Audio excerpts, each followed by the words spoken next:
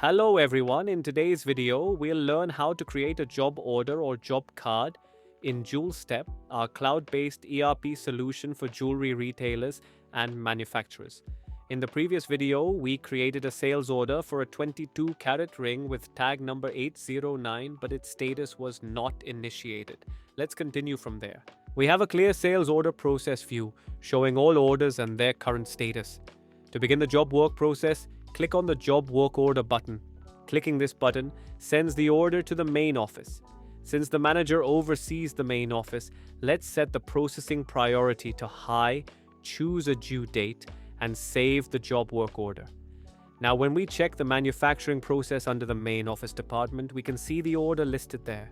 Currently, the main office has 100 grams of 18-carat gold in stock. Let's transfer the order from the main office to the casting department. We'll send 10.83 grams of gold along with the order. Select the casting department and assign it to Lalit. After saving, the order is removed from the main office and now appears in the casting department's list. Next, let's transfer the order from the casting department to the polish department. Click the transfer button, select the polish department, enter the same gold weight, and save the transfer. After polishing, let's send the order back to the main office. This time, due to some weight loss during polishing, the remaining gold weight is 9 grams with 1.83 grams recorded as a loss. Now let's transfer the order to the setting department, assign it to Bapi, and add diamonds to the order. Diamond type, lab diamond total carat, weight 12.65, quantity 10. The system automatically calculates the diamond weight as 2.53 grams.